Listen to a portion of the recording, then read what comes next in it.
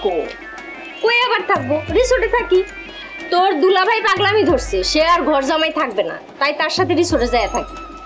আচ্ছা, দুলাভাই যে এইসব পাগলামি করে লোকজন হাসাহাসি করে না? হাসাহাসি করবো কেন, গ্রামের মানুষ তো আরো বাহবা দিতেছে। রমজান বউ নিয়ে রিসোর্টে থাকে, সবাই তো বলা বলি করতেছে রমজান এত টাকা পাইলু কই। আপা, দুলাভাইয়ের এইসব পাগলামি প্রশ্রয় দিতেছো, লোকজন তো তোমারও পাগল বলবো। পাগল কইলেও আমার কিচ্ছু যায় আসে না। আমার জামাই তার বউরে নিয়ে রিসোর্টে থাকে, অন্য কোনো মাইয়া নিয়ে ওঠে নাই। এই জন্য রমজানটা তোর ধন্যবাদ দেওয়া উচিত। আচ্ছা ঠিক আছে, তুমি ধন্যবাদ দিতে বললে আমি এক্ষুনি ধন্যবাদ দিয়ে আসবো, কিন্তু এইভাবে আর কয়দিন? বাড়ি কি তুমি ফিরবা না? বাড়ি তো ফিরাই লাগবো।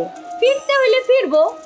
তোরা তো গ্রামের বাড়ি পাহারা দেওয়ার জন্য ভালো একজন কেয়ারটেকার পাইছো। সবাই যায় পড়ে রয়েছ ঢাকা শহরে, আর আমার একলা গ্রামের বাড়ি পাহারা দেওয়ার লেগে রাইখা গেছো। আরে তোমার এখানে পড়ে থাকতে বলছে কে? তুমি চলে আসতা, আম্মা চলে গেল, শিউলি আপা চলে গেল, তুমি পড়ে আসো কেন? আমি কেন রমজানের সাথে রিসোর্টে যায় থাকি, সেই জন্য মা রাগ করে আমার সাথে কথাই বলে না, শিউলিরে নিয়ে ঢাকায় চলে গেল। আমি যে বড় মেয়ে, আমার তো কোনো সম্মানই দেয় না। আর দেখ, রমজান ছাড়া আমার তো কেউ ভালোই বাসে না। এইটা তোমার ভুল ধারণা আপা। শুধুমাত্র তোমার মন রক্ষা করার জন্য আমরা সবাই দুলাভাইয়ের সহ্য করি। আচ্ছা থাক, তো দুলাভাইয়ের কথা বাদ দে। আচ্ছা তুই একা ঢাকা থেকে আসলি কেন? শিউলের সাথে ঝগড়া হইছে? ঝগড়া হইব কেন? আরে আপারা যে ঢাকায় গেছে এটা তো আমি জানি না, জানলে তো এইভাবে একা একা আসতাম না। আমার তোমার দেখার খুব ইচ্ছা করতেছিল, তাই চলে আসছি। ভালো করছস, কতদিন হয় তোরে দেখি না। তুই তো ঢাকায় থেকে আরো সুন্দর হয়ে গেছস। এই, তোরা যেই বাড়িতে ভাড়া থাকস ওই বাড়ির পোলা নাকি তোরে বিয়ার প্রস্তাব দিছে, তোরে নাকি ভালোবাসা ফেলাইছে। আপা, তোমার এইসব কথা কে কইছে? নিশ্চয় দুলাভাই কইছে। দুলাভাইয়ের সব কথা তুমি বিশ্বাস করো না তো?